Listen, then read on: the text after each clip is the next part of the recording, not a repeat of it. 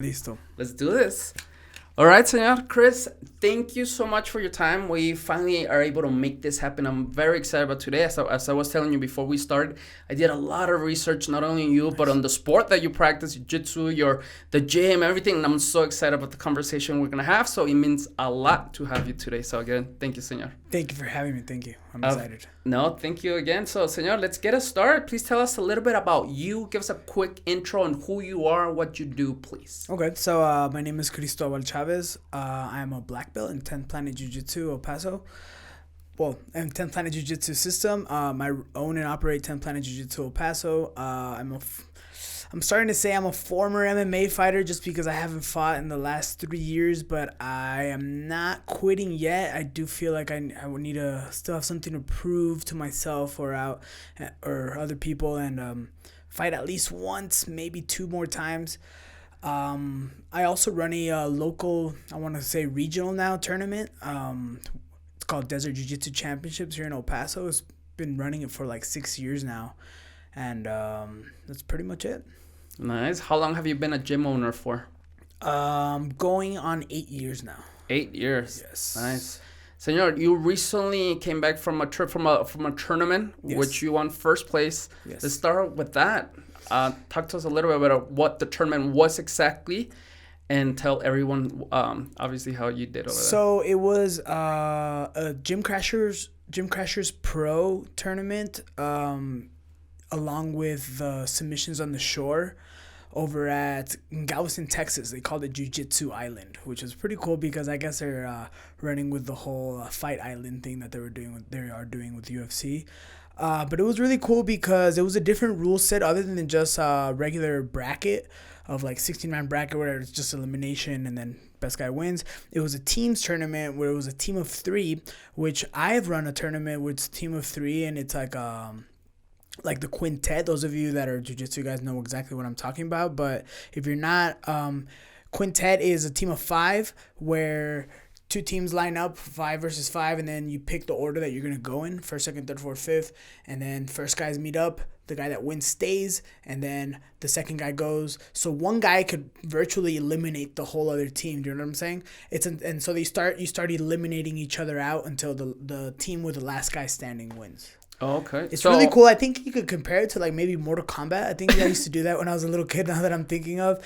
But this one was a little bit different. It was more like a wrestling duels meet where you would pick the matchup and each teammate would match up with one teammate from the other team, and you would just do one match each, and the team with the most wins at the end was the one that would advance.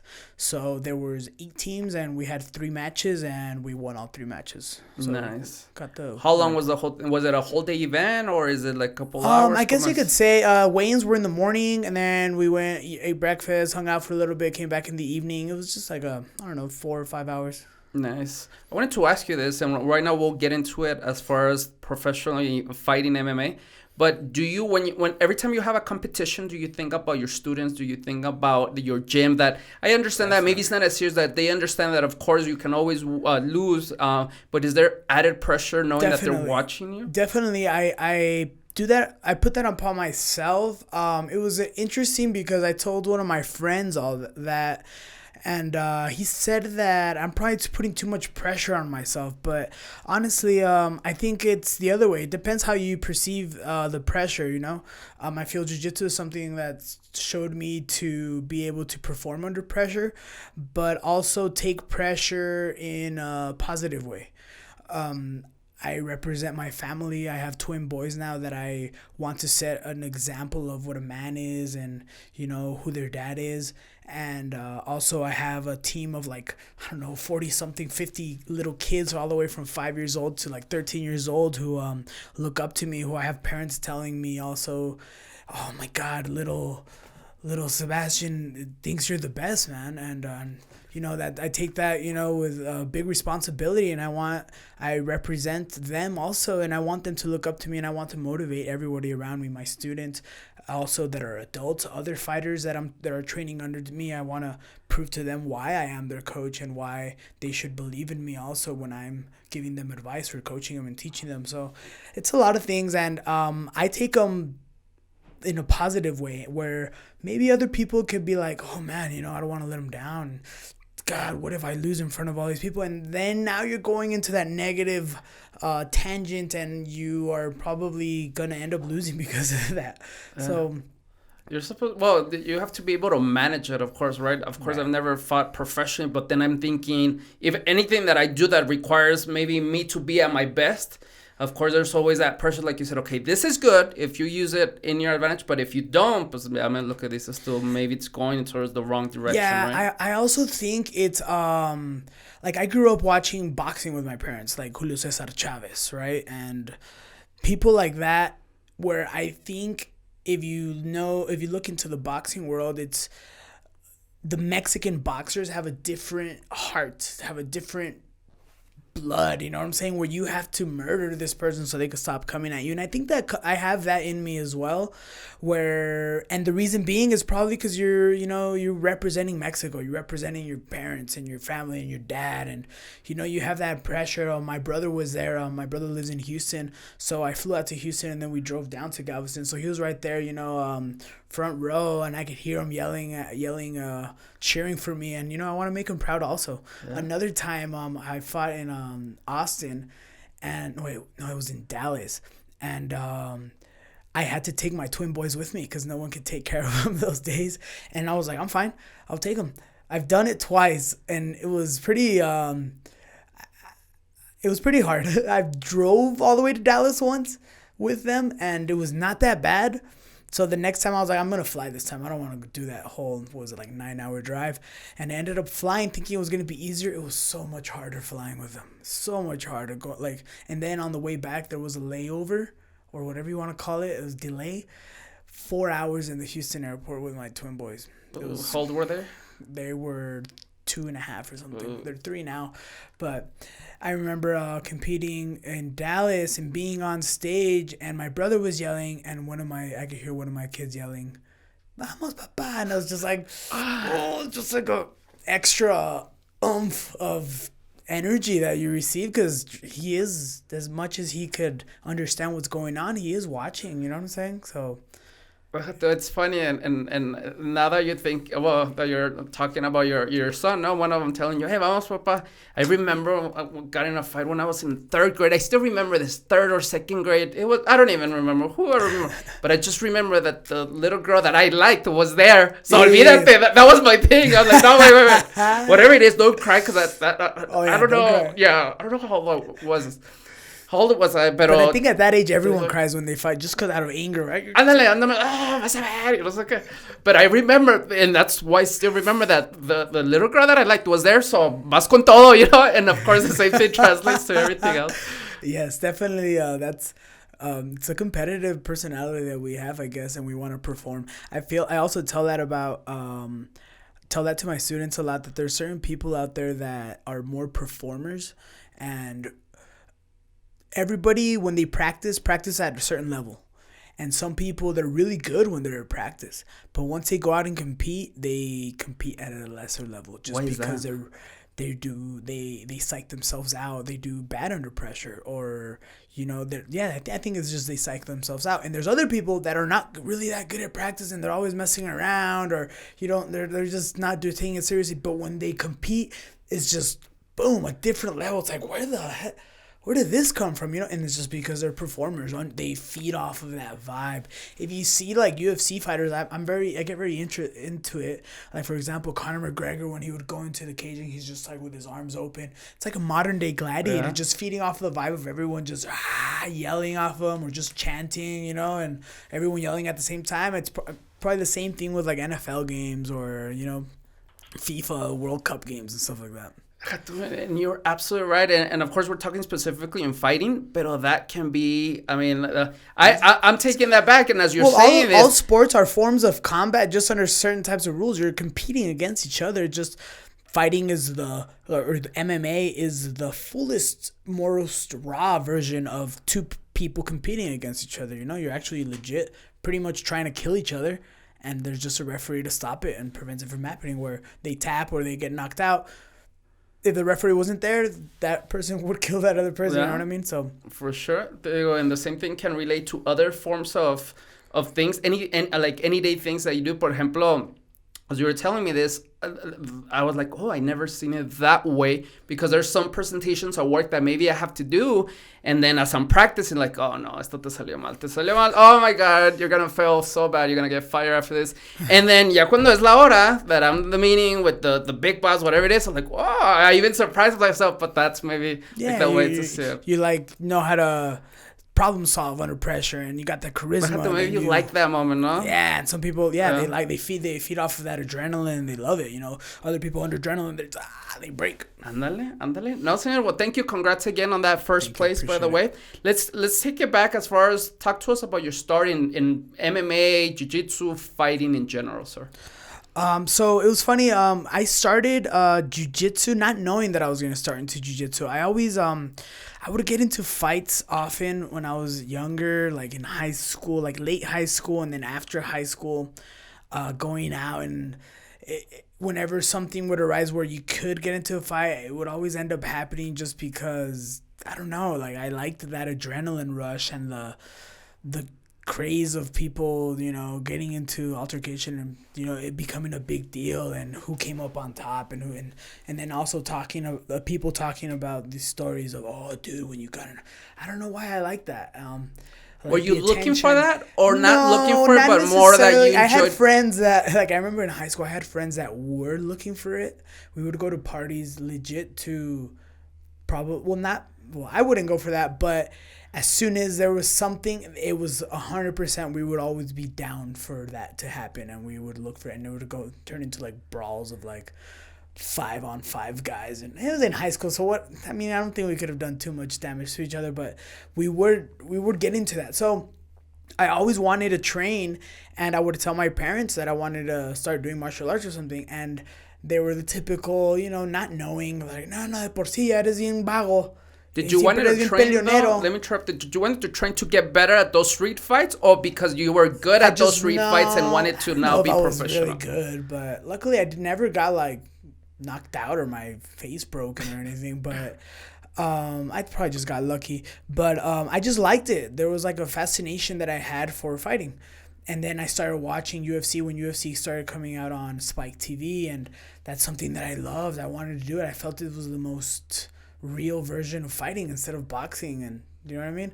So I was wanting to do that. My parents were like, no, you're de por sí eres bien peleonero, and I was never able to get into that. So until I was able to pay for it myself and train.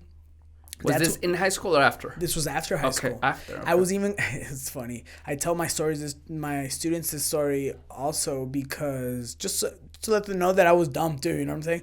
I wanted to do wrestling in high school, and I liked it. Excuse me, I don't know why I'm getting that.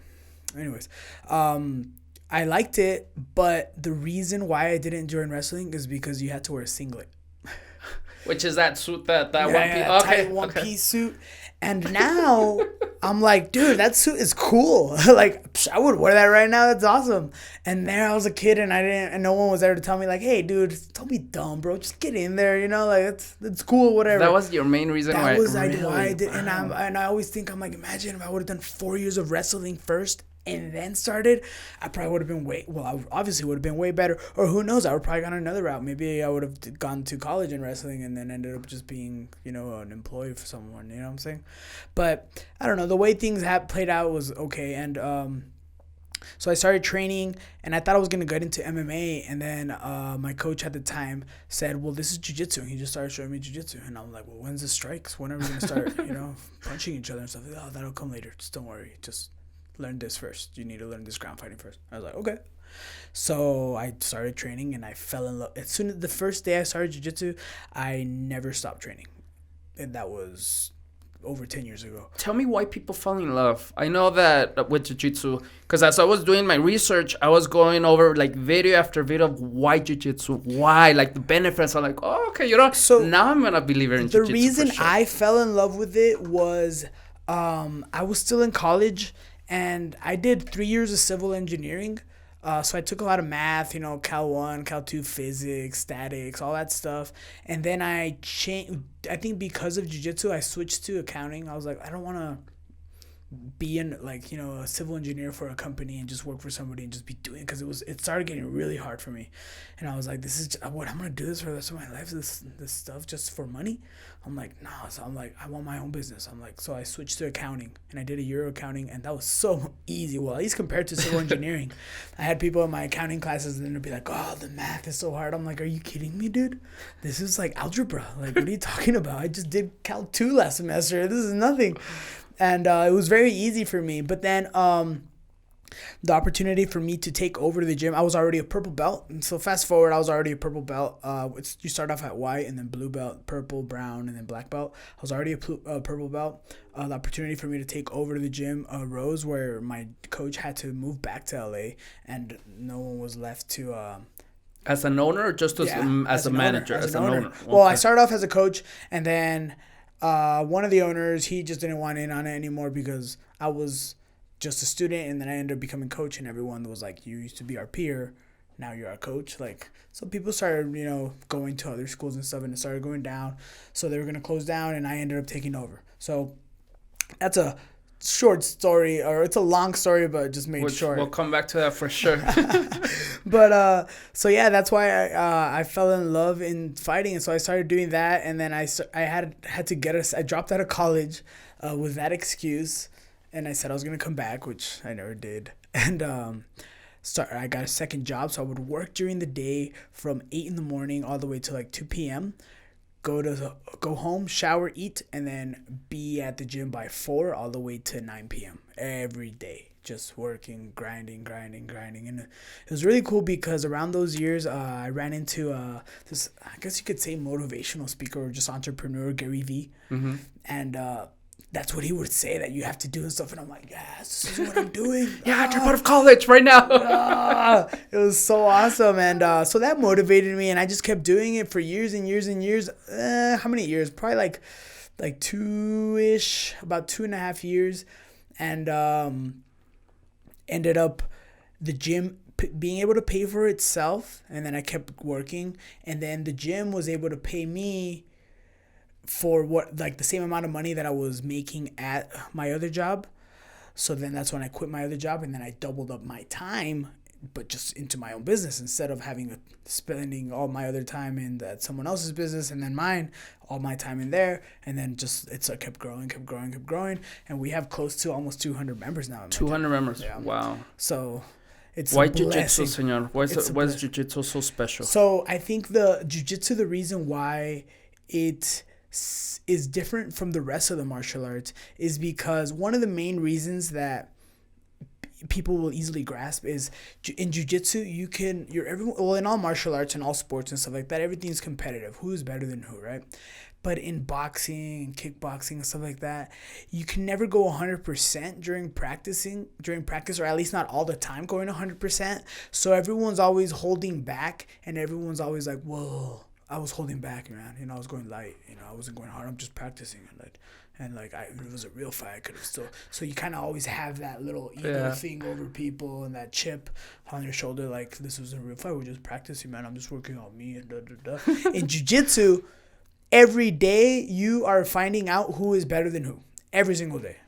And you want to put it to the test, so you go hard, and then, we could like talk crap to each other, joking around and stuff. And then when it's time to roll, it gets squashed or called out or proven or not, or disproven. And then you have something on them today. So that makes jiu-jitsu people the most humble, because you're never going to always be the hammer. You're always going to be a nail too, just bump.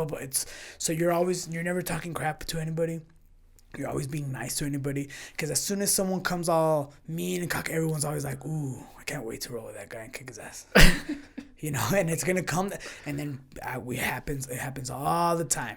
People show up to the gym like a new guy, and they're like walking around. And then right away, you're just like, oh, here we go. And like, oh man, yeah, I got experience and like mostly street fights, but this and that. It's just mostly street fights.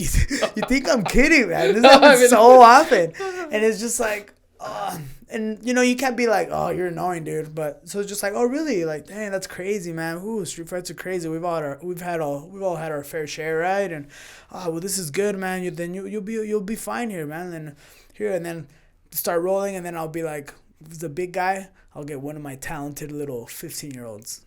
Hey, roll with this guy. And then they'll be like, I'm going to roll with this kid. And then just watch the kid just tear them up. Smaller, skinny, 14, 15-year-old kid. Just tear up a grown man. Choke them out, armbar them, do everything to them. And just watching their face, how immediately it changes from like the whole to. And then like, wow. And that's a make or break moment for a lot of people. Either they're like, jiu-jitsu isn't for me, this ground stuff, I just like to stand, you know what I mean? Or they're like immediately like engulfed, like, oh my God, I've been living this life. This is what I want to know. This is real. And then just they completely get into jiu-jitsu and then they become a humble person like that. Yeah. It's beautiful. I've seen it happen so many times. It's amazing. We were talking about how, it's one thing during practice, during the gym time, but that also helps like people's personalities. There's a lot of benefits from it, like outside the sport itself. So for me personally, it benefited me a lot on after training for a few years. I don't remember the last time I got into a street fight. And there's been situations, even recently, a situation where someone was just yelling at me and cussing me out, and it's funny now to me. It's just like, seriously. It would kill you in a second. They're just enraged and like, and it's just like over. You're trying to like get into an altercation with someone you don't even know over something so dumb, over parking, over. What was it? If you don't mind me asking, I'll go into it.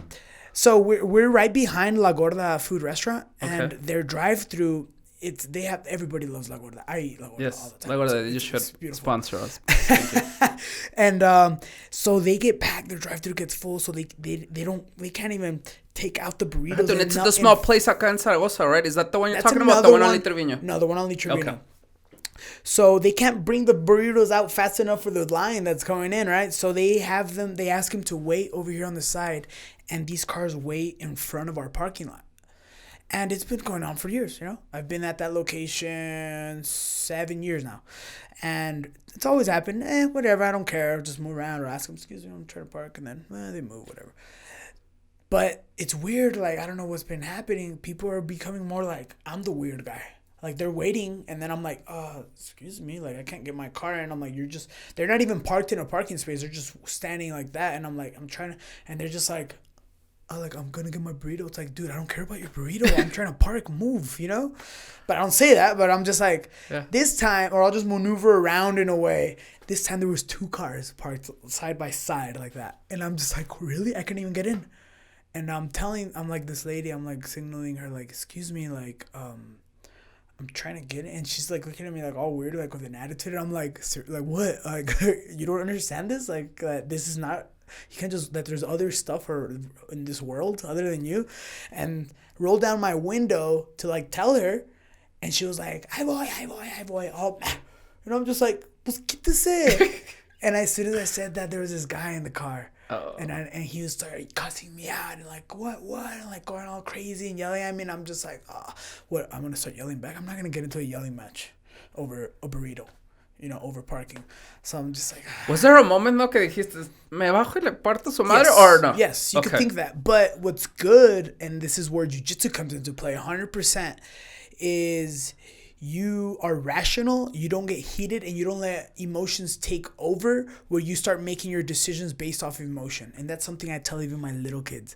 I'm like, you cannot get mad. This is the point. They're trying to beat you up. They're trying to make you mad and frustrate you. So you shouldn't be getting frustrated and stuff, because then you're breaking, and that's how they're winning. And then you're going to start making decisions off of emotion. It's going to make things worse. Now you're falling into their traps. Now you're going to make things off of emotion. You're not thinking rational, and you're making worse decisions where this person is now going to capitalize even more on you. Yeah. So that came into mind. I'm like, should I just start talking back? And I'm like, no, don't do that. Just park. If he gets down and like comes at you, then you will defend yourself. But then if that happens, like if he comes at me and then I end up fighting this dude and could very easily probably do something to him really bad, either 2 options. The cops are going to show up and they're going to arrest either one of us. Who knows which one? Maybe me, maybe the other guy. Doesn't know. Or he's going to end up leaving. But then I come back the next day to the gym. All my windows are broken, or, this, or they're waiting for me with bats, or what if you got down from the car with a weapon? It's just like, over what? Like, what's the risk for reward? Like, I'm gonna teach this guy a lesson or for respect. I'm not gonna change that guy. That guy's gonna be the same forever. Who am I to teach this guy a lesson? You know. So the high school Cristobal would have kicked this. The high school Cristobal would have started yelling too and telling him all these things. Also, you don't know who I am. You know, right? The typical. Yeah, no, it's funny. And then one of the reasons why I wanted to have you on so we can talk about this, because I know there's this one guy that started Jiu Jitsu maybe about 5 years ago from work, right? And I remember this person coaching this person, talking to this person about, I don't know, something, right? And there was always this person being negative, always excuses, always blaming something of that specific thing that I'm talking about at work. But it was always not this person's fault. It was always blaming someone, something. Exactly. And like you said, I can do something to coach you on some expectations to talk to you about. Pero ya haz de cuenta, even if you do it, if you tell me that you're right, you're not.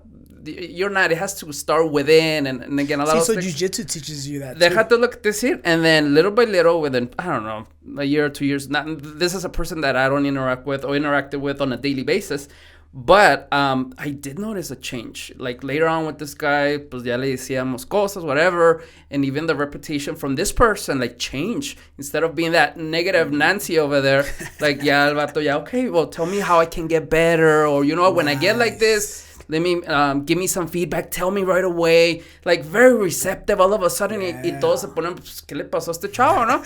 And guess what? When you really see it, I attribute that to that, right? Definitely. It's for a few reasons. One, because if you don't want to accept that you're wrong, you're going to stay in that same position. That's in everything, right? But in jiu-jitsu, you're not accepting that you're wrong or you made a mistake. You're going to keep getting tapped out and you're going to keep getting choked. You're going to keep getting hurt in the same exact way over and over and over. You're not going to have fun anymore.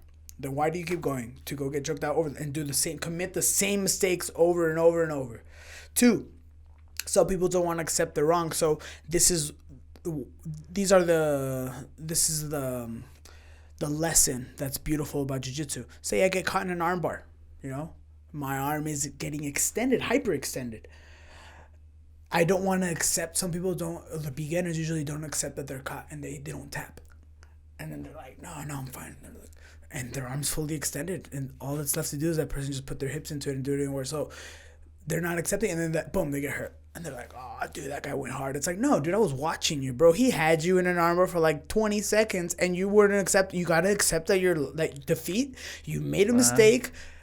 Be humble and be like, boom, you got me, bro. You're a better man. And learn from it. You got to learn from your mistakes, And another thing is being your own critique, your biggest critique. And criticize what you're doing. What am I doing wrong? And why you start recording yourself and looking at your matches and being like, yeah, dang, I shouldn't have done that. I should have done this. That's where I should have done this. Why do I keep doing that? You know what I mean? So you start analyzing yourself and then asking for feedback, because that's the best way. We're all in the same journey, going on the same path, making the same mistakes. We all make mistakes. No one thinks you're perfect. No, you don't have. Some people feel they have to uphold this standard that they somehow think that everyone thinks that they're perfect, so they have to lie and not accept that they didn't do it. No accountability for anything. It wasn't me. It was their fault. Everything else is everyone else's fault. It's dude, no one thinks you're perfect, bro. It's okay if you wouldn't have made that. Just be like, oh yeah, that was me. Oh, I messed up. It's all right, dude. Simple as that. Instead, they have this lie that they have to say whose fault it was, and then another lie, and then another lie, and then a lie on top of a lie, and then and you have to remember that, so when it comes back again, that you don't forget to say the truth instead of that lie that you were supposed to be saying. So, why do you think that happens? Why? Yeah, why do you think people like that? Ego. Yeah, definitely. Why? Why ego? Yeah. Well, there's two of us inside, right? It's ourself and then our ego, the one that wants us to be better or aspire to be better, and we let ego take over more and not accept reality for what it is. I guess I don't know how to go more into depth. I think we're afraid to seeing the real me or the real person, or I mean, it gets we can talk about this for days. But the truth is that I think exactly. I mean, I share the same concept with you as far as ego. Why we do it. It's just funny when you analyze like why you get into the reason behind it. You'll find out it's something really simple. You know, and I'm vulnerable because this is what happened to me when I was a kid. It turns out to be something else that if you could have opened at the beginning, you could have seen way different results from just opening up at first without wasting so much time. And just accepting it, right? That's it. Like, just be like, yeah, that's definitely my mistake. That's definitely my flaw. Like, dang, I suck at that. And that's okay. That's it. You know what I mean? And I definitely have more questions, comments regarding that mindset piece, of course. But just to end this subject, let me just tell, hopefully this guy is watching this episode and he now understands how lucky he is that you didn't do anything to him. Or maybe he has a big ego and he's like, nah, what the fuck that. Yeah. Now I'm going to go look for it. What did you say, bro? That was your fault. That's it, imagine.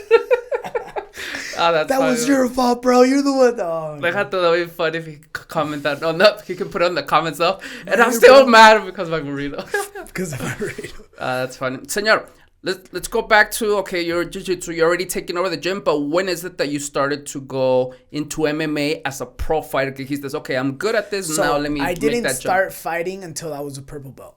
Okay. How old were you, if you don't mind? How old was I? I was, I want to say 23, 22-ish. I think that's how old I was. I got into King of the Cage. I had a kickboxing coach at the time, Ed the Tech. I don't know where he teaches now.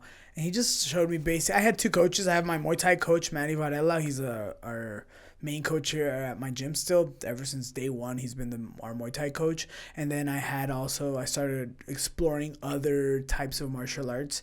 And I met Ed the Tech, and it was just a different type of kickboxing. But he had a connection with King of the Cage, where I met John Judy, the promoter for King of the Cage.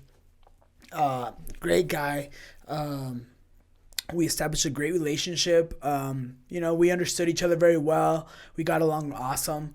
And he just kept getting me fights over and over and over again. All my amateur fights were in King of the Cage. Then he had in his gym Ray Borg. He's a UFC pro fighter at the time. He was around my weight class also. So he would have me go down. He would drive me down or pay for my bus ticket down to Albuquerque or up to Albuquerque for Ray Borg's fight camps, me and Chuy Urbina, my cousin. And so we were just getting experience. It was that time where I burst out of my bubble of not just being in El Paso or traveling was such a big commitment kind of thing. For me now, traveling is just so simple and so something that you have to do to grow as an individual, I don't want to just be a person of El Paso, I want to be a person of this whole region around me, where I'm constantly in Austin and San Antonio and Houston and Tucson and Albuquerque and Santa Fe, Phoenix. I go down to Mexico as often as possible as well. And it's great to meet all these different types of people. It's awesome. But traveling makes you a better person because you meet different walks of life, different cities, and it's hard being from El Paso and traveling so much. I get so envious of my homies from like San Diego and LA because Las Vegas is like 3 hours away. Between San Diego and LA, it's 2 hours. And Phoenix, everything. And Phoenix, it's so close. I'm like, dude, Albuquerque is the closest, and that's 4 hours. Tucson is 5-ish. Phoenix 6. Everything is 4 hours and up. There's nothing within 2 hours. Maybe Midland and stuff, but that's smaller than us. It's not like a big city, so it's good to travel. And once I started doing that, it just the possibilities just kept multiplying and growing and growing. And then it was a time where I had to make a name for myself, and I was already done making a name for myself here in El Paso. I knew everybody from all the schools. Everybody knew me. It was a great relationship too, and I wanted to. I was done with I was maybe the ego in me was saying like I had already took over El Paso, right? But it's not necessarily taking over. But I had already established like a network within El Paso, so I had to expand more and more and more. And 10 planets, the 10 planet network and 10 planet system is huge. We have, back in the day, I don't know how many schools we were when we first started 10 planet El Paso. I'm thinking like around 80 something, and now there's over 200 schools around the world where I still want to consider myself the young guy. I'm 30 years old now. I want to consider myself the young guy, and I'm not the young guy anymore. And it's just like, oh, hey, I was in 10th Planet, Portland, Oregon, and the coach said he knows you. I'm like, oh yeah, Phil Schwartz. Yeah, I've known that guy for this many years. Oh hey, I was in Vegas, and the coach says he knows you. I'm like, oh yeah, Casey, he's my homie, dude. I met him back in Buena Park over in California. I don't know how. It's like, and then to myself, I'm just like, dang, it's been. I feel. I've been around. Yeah, one of my first students. His name is Jonathan. He is, I don't know, I want to say like 24 now or something like that. He wrestled in college, and he's like a collegiate wrestler. Comes back into town, and he's just like this huge athlete that's like my training partner now, where he was like a little kid when I was training him, and I still feel like he's that little kid, and now he's just like a huge badass athlete. Now he's starting his career in MMA and in grappling. It's super How does awesome. that feel? I'm sure. I don't even know how to explain that feeling. I feel old for sure, but other than that, which is that's not the important part of how it feels. I feel achieved, and also, like for example, this whole COVID thing and other past experiences before that have put me to a test where you reap what you sow, or what's the word, like in Spanish, cosechas lo que plantas. I guess that's the saying. I've always treated everyone with the best of my ability. I've always wanted to contribute something positive to everyone's lives, helping everyone around me, be that good vibe in someone's day, that kind of person. And during COVID and stuff like that, where everything was going down, we were closed for months and stuff, all my people were so loyal and so what's the word, supportive. Yes, supportive, and just never let me down. There were some people that had to cancel their memberships and stuff like that because I don't judge anyone for that. They lost their job, or they were they had to cut back on expenses, but the majority of everyone just stuck with us, and just it was so humbling and awesome. And when I see students come back when they already went to college and stuff, and then they're looking for me and stuff like that, oh, that's so awesome. I feel like it's rewarding because like you reap what you sow kind of thing. I've helped everyone out the best of my ability, and it comes back to you always at the end. And now it's outside the sport, because there's one thing, you've been a great coach, so that you helped me through that, but now as a person that you're also doing a good job, right? Yes, it's very beneficial. And then when I see like parents also that I run into later, and they're looking for me, and then the parents are the biggest ones to support. I don't know, I think I want to say biggest, because they see what you contributed to their kids' lives, and I've seen some kids change completely, and they're awesome individuals, and they end up not having to do jiu-jitsu, or they don't want to do jiu-jitsu anymore, stuff like that, and that's okay, like I'm not going to judge someone or hate someone because they decided that's not what they want to do, but at least they contributed something in their lives where they have a better outlook on it, on how to go through life, looking for the challenges and overcoming obstacles, and, always looking at the glass half full, and to every negative there's a positive, and just that is what you learn from jiu-jitsu, and you could apply it to any other sport. If they decide to do another sport, it's the same thing. I'll talk to people that are professionals in other sports,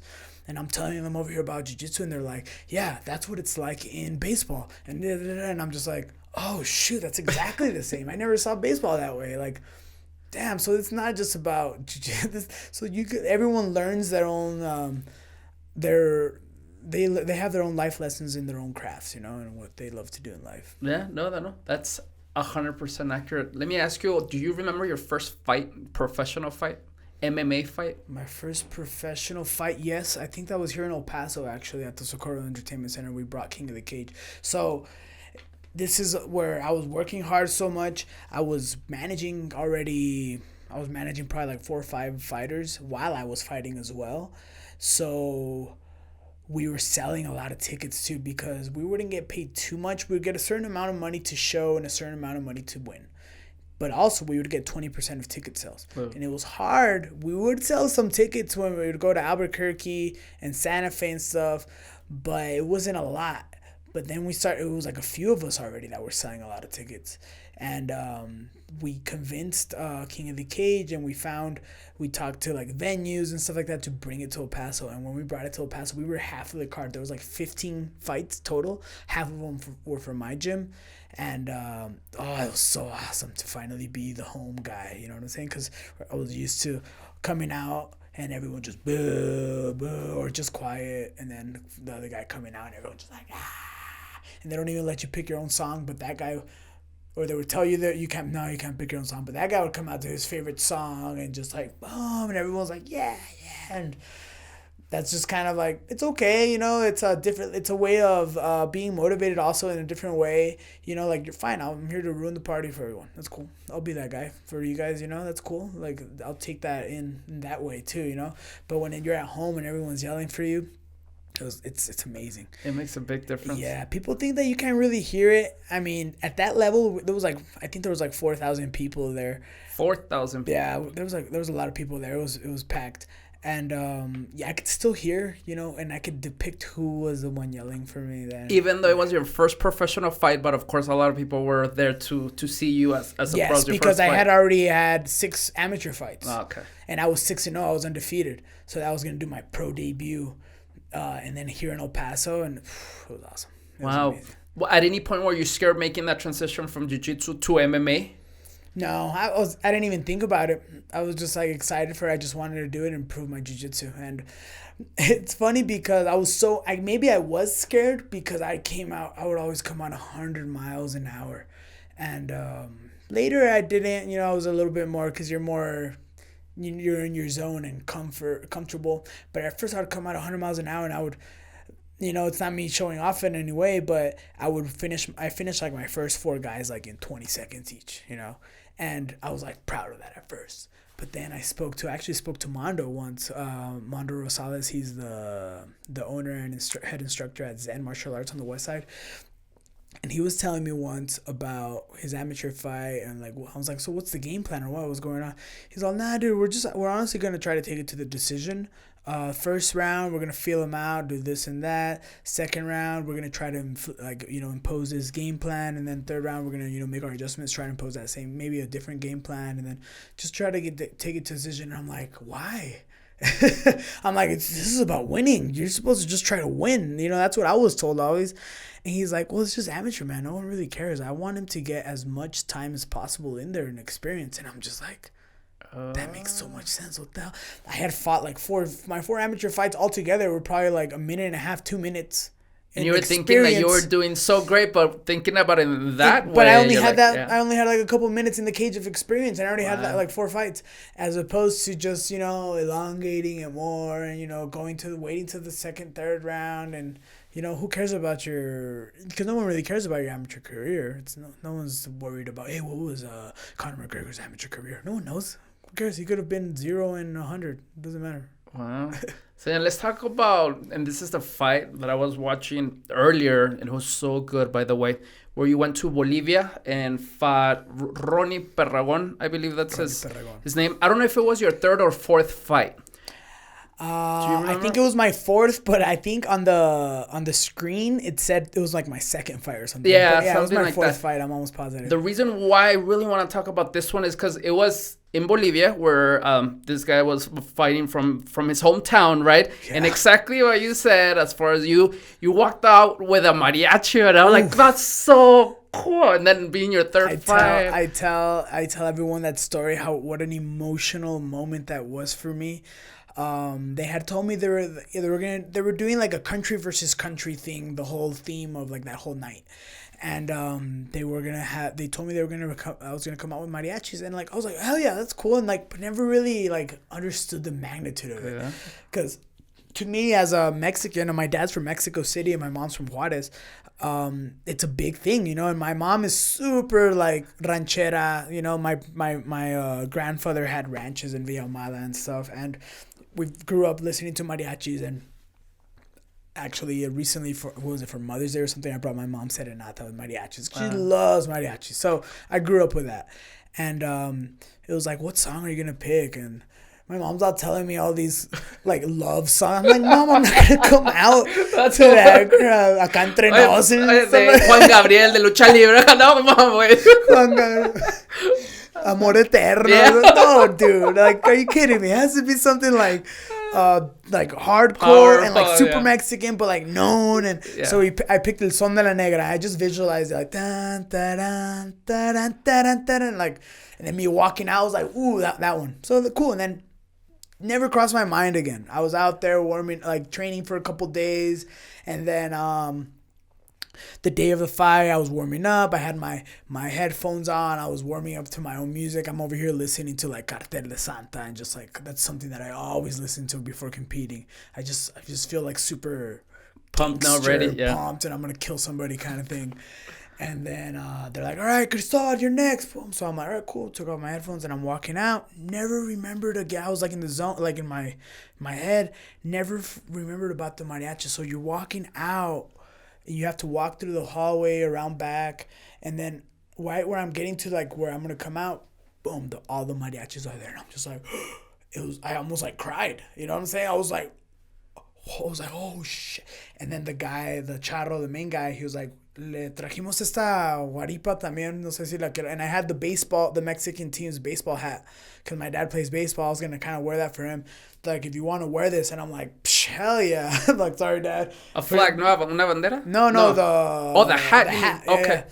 And I put that on and then came out. Oh, my God. I was so pumped. I was like in, I don't know, a state of ecstasy kind of thing. When I was in the cage, I was like, there's no way this guy's gonna beat me. It's impossible. Like he was done. He had already lost right there when I came out with that. And then just because again, knowing my parents were watching all the way on the other side of the world kind of thing, and like I was representing, like my roots and stuff like that. It was big and emotional for me, and I was ready for that. And then he came out to like their version or like their folkloric song, whatever it is. It was so gay. I mean, no offense to gay people. I'm not gay. It was so not comparable to mariachi. Let me describe it to maybe someone that is not familiar with that. It's like it had like a what's little. the name? Like a drummer boy. Timba. Oh, what's it called? That's the name. It was similar to that music. Was it timba, the one that you're like with two sticks? I don't know how to explain it, but it was so not at that level that you had showed up for sure. Not even close to El Son de la Negra, you know what I mean?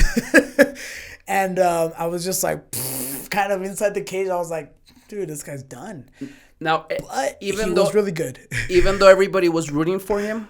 Yes. So he was really good. I was the outsider. He was in his hometown, and he was like a little star there because he had all these highlight reels of knockouts and shit. And I think his brother's also a fighter, was a fighter, right? Yeah, they had like a gym. I don't know. And they were really good kickboxers, and I was just going out there and taking him down. And once had him on the ground, I was just controlling him and beating him. I almost submitted him like really badass with the submission, but the time ended. And then it went to the second round, and we went into a little bit of a striking match. Took him down again, and had an armbar on him. And it was like a spider web armbar, which is like a 10th Planet traditional move. So right when I was there, I was like, yes, all my 10th Planet people, like boom, this is some points for us, because I'm doing some 10th Planet move. And I ended up winning with triangle armbar, I think. And it was awesome. And then everyone just booing me. It was even cooler, because so I get on the cage. I had to with the flag. And I blew kisses at them because they were booing me and stuff. And then it was cool because I won them back. Because afterwards, they interviewed me, and in the cage, they interviewed me, and I'm just like, you know what? Like, that's cool that you guys back him up. Keep doing that. Like, it feels amazing. I'm used to, because I had already fought here in El Paso. Like, I think we fought 3 events here.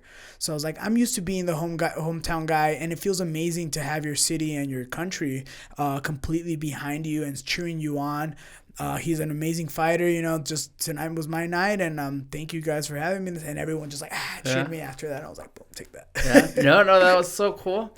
Senor, walk us through the first minute of any fight that you have, especially MMA, that you're like, I'm sure that you're nervous, right? You're maybe expecting. How can you describe that feeling to maybe someone that is not into MMA or not even fighting at all? Like that first minute of, are you scared, afraid? What's going on? I don't think it's scared anymore. at first, like the first few fights, you are kind of like in autopilot mode, where you don't really afterwards you don't really remember much of it until you see the video. You're like, oh yeah, I did do that. Oh yeah, that did happen. Kind of thing. But once you gain experience, it's just another day at in the cage just fighting. Once you've been fighting for years and years and years. But at first, I feel like one of the hardest fights that I had was for Combate Americas in LA. I took the fight like on a 2 weeks notice, but it was a big fight, so I had to do it. I was like, I'm gonna do it. Let's do it. So I went out there, and it was a good guy from Anaheim that was like a collegiate wrestler, and I was expecting a wrestling match, and that's what I wanted, because I'm a jiu-jitsu guy. I prefer to fight on the ground, but he was over here just striking me, and I guess he knew I wanted the ground fight. But see, that's why wrestling is probably the most dominant martial art in MMA, because you get to dictate where the fight takes place.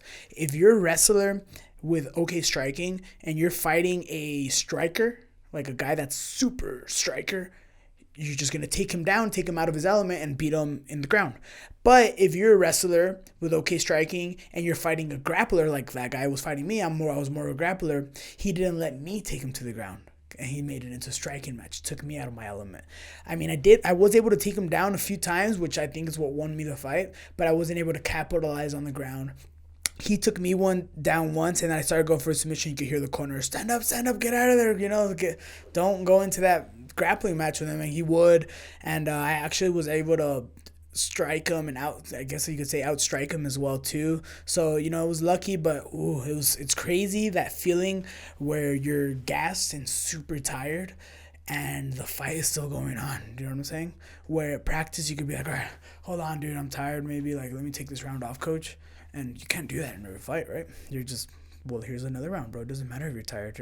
Okay, are you calling it? You want to lose then, or what? You know what I'm saying? Or are you gonna give up? And then that's where your heart comes in. That's where the Mexican pride comes in also, of like, who's watching and how are you gonna, your kids are gonna watch this later. My kids weren't born yet, but you're gonna watch this later. Your family's gonna watch this later, and like, what are you demonstrating right now? Are you a coward, or are you a guy that's gonna fight till the end? And that's always good to have in your back pocket, just in case you do start gassing out and getting tired, to like, get that second wave of energy and pride. So that's what happened, and I luckily won a decision, and everything came out good. I was pretty messed up, but everything came out great. Was this your fourth fight? Was this your? Do you remember? Yeah, I think it was my fourth fight. It was no, you know what? That was my third fight, and then right after that is when I fought in Bolivia. Oh, okay. That was my fourth fight. Let's talk about your fights after your fourth fight, after the Bolivia one. Man.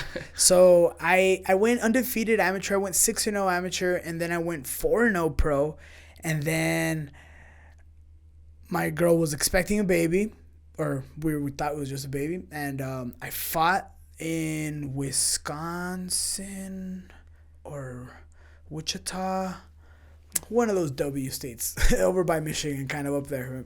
And I got clipped. I went for a kick. I got clipped and dropped. And when I was coming up, the guy came up on top of me and started hitting me in the back of the head, which is an illegal move. Knocked me out completely, ice cold. And then, I guess one of the other punches woke me up again. So I get up, and the referee had already taken that dude off of me. And I'm like, what happened? And he was like, I stopped it because he was hitting you in the back of the head. And I'm just like, I just lost. But then he said he was hitting you in the back of the head. And I was like, damn, so I won? Like, I don't want that either, Like, and then I was just like super confused. I didn't even know what day it was. I didn't know nothing. I thought the fight had already happened and everything. And then the referee was like, I'm going to give you some time to recover. And I was like, yes, all right, cool. So I paced back and forth a little bit, and I was like pissed, because like I was like, and this guy was like on the other side of the cage already celebrating, and then turns out he didn't win, and then I was like, what the hell? I'm like, damn, I was pissed, and so I was like, are you ready? And I'm like, yeah, let's go. So we just kept going, and right there, I was the only person there, me with my two guys in my corners, and no one else, like everyone else was against us, and that guy was like on a winning streak and stuff, so. I only had one of my brother's friends that I grew up with, like I grew up around, and he was the only one there coincidentally that he lived there. And he was like, dude, what? Your brother's? He's like, yes, go watch him. So he went, and that was the only guy that was there for me. And Was it a knockout? Was it no, a decision? No. So I came back and I came out just striking him, trying to punch him in the face. That's all I was trying to do the rest of the fight. And he was running the whole time. He would take me. He was a wrestler. He would take me down at the end of the round, and I would be over here trying to work a submission. The round time would end. Same thing. The third round, he would run away, and he just won a decision that way. So pissed. But honestly, I feel my life changed a little bit. I suffered a big concussion, and it was like everything was foggy for months. For months. Yeah, definitely months, maybe even years. That it's a different. So that made me analyze what my fight camp was, what I was doing to prepare for these fights, and I was my own coach kind of thing. I was training other fighters. I was doing everything by myself. So it's hard when you're on your own coach, because when you do want to kind of start being a little bit lazy, who's gonna tell you to not? Who's gonna push you to that next level? Nobody. Your student's not gonna be like, hey man, stop being a pussy. He's not gonna say that to you. And I'm gonna be able to be like, no, hold on, dude, I gotta go do this, and then all right, coach. So I noticed that about myself, and I was like, golly.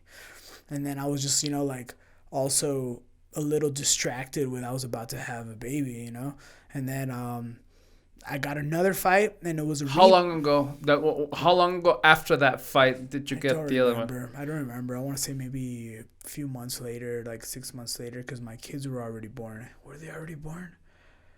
Maybe. So it wasn't that long that you had to wait over a year or anything like that. It was, no, and it was a rematch. I had won the first fight against this guy in a decision, and it was a rematch. And his name is Kevin Worth. He's a friend of mine now. Like even after that first fight, he was a really cool guy. I love him. He's badass.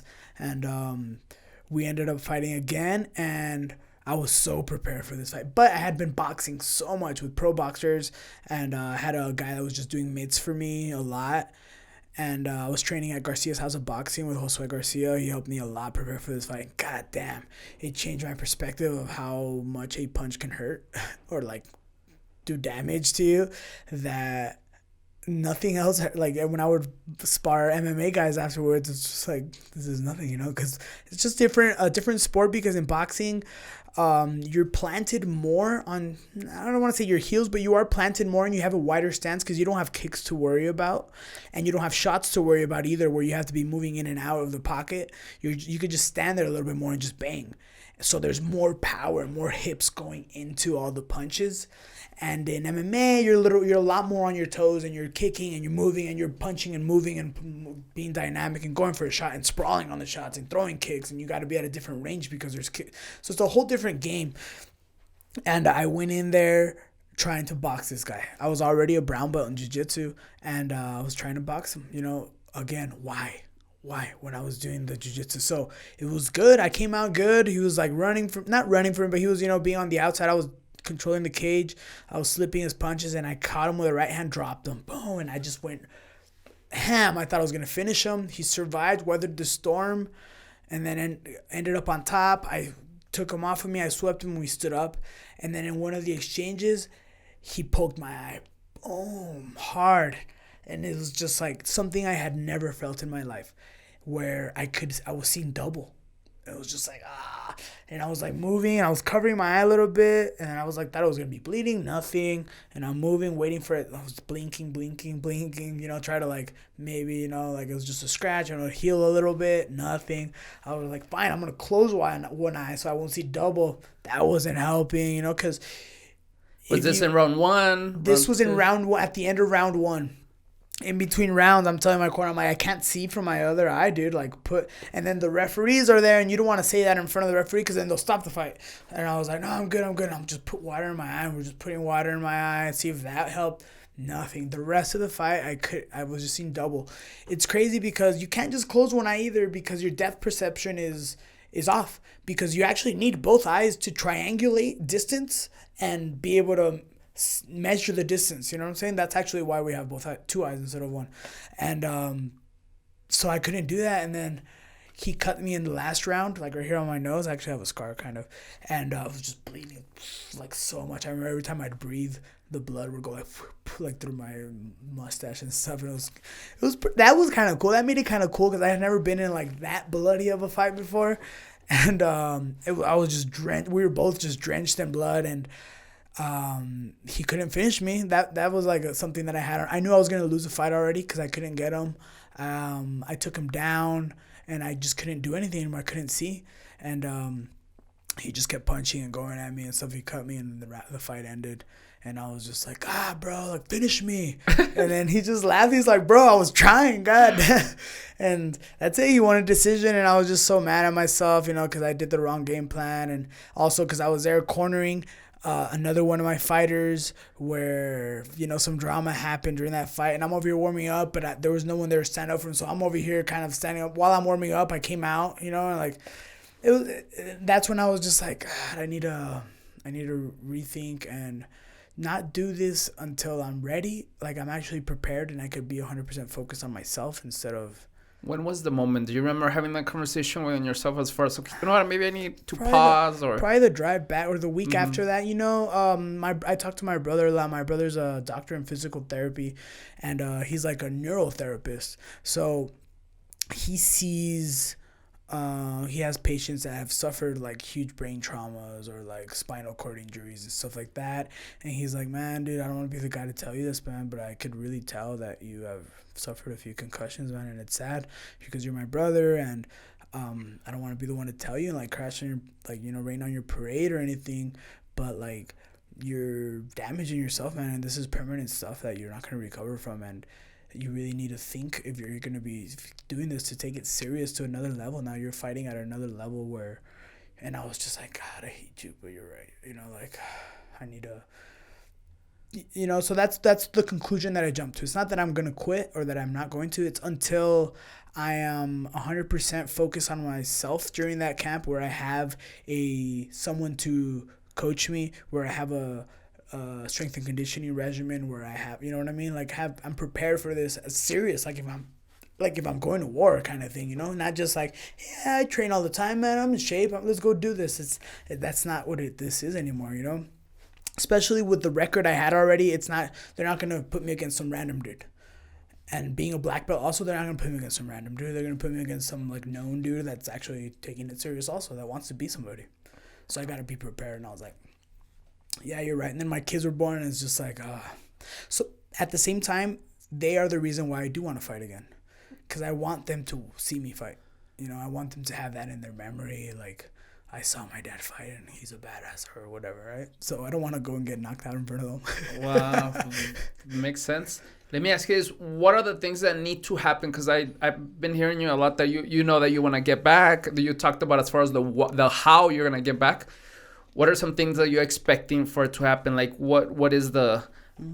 Are you waiting for you to get a call to say, okay, maybe this is the fight? What's going on? No, if I went and looked for a fight, I for sure could get one. I know people, friends of mine from 10 Planet that have UFC fighters and stuff like that. I could get an opportunity, and but here in town, I would have to go somewhere else to maybe train, at least for a fight camp, and be able to be away from my gym, from my business for a month. That's hard. You can't just do that. You can't just do that so easily. I do have very good staff now at my gym where I have a higher level belts that take over classes when I'm out of town and stuff like that do support. But who knows? Like, I feel the time will come, and I can't pick when there's not going to be a perfect time, but that'll be a better time for me to be ready for that. Nice. Well, thank you for sharing that, senor. Let me ask you a question. In fighting, of course, what is the difference, or what is the separator between good fighters and great fighters? What's the difference? As like, for example, I want to think Conor McGregor when he was like at the top. Because right now, I feel like he lost hunger. So you kind of have to be hungry. You have to have a vision. And know that anything is possible. Whatever you want to do, it is possible. It's just there's some things that you got to do. You know what I'm saying? And you got to be willing to eat, sleep, breathe, and bleed that goal that you want. And nothing is going to hold you back. But you got to be realistic with yourself, too. I've had students like that, too, that, no, I am going to be the best and that. But they don't show up to practice. And it's like, dude, well, yeah, but you got to learn how to do this. Like, you can't just be reading quotes with lines on them and think that that's going to make you become the best fighter. No, dude, you got to put in the work, and you got to be realistic with yourself and take accountability for why you're losing at practice all the time, and make adjustments and adapt. I mean, also, to be great, I feel the greatest guys in the world right now, they also have to be very talented. You know, they have something maybe genetically talented where, you know, they're more physically fit, but also it's the work ethic over anything. You know, you look at what Michael Jordan would do and Kobe Bryant would do. It's work ethic. They're just working. That's all they would do. Nothing would hold them back. Yeah, and no excuses as far as... no excuses. Just learn from it and just adapt, adjust, and keep going, moving forward. I don't know if I don't think I read this quote. I think I kind of thought about this myself, and it's like, let me see if I can remember it. The winner has lost more times than the loser has ever attempted. Do you know what I'm saying? So you just got the best guys in the world have lost so many times, and it's not just like losing a fight or losing a game.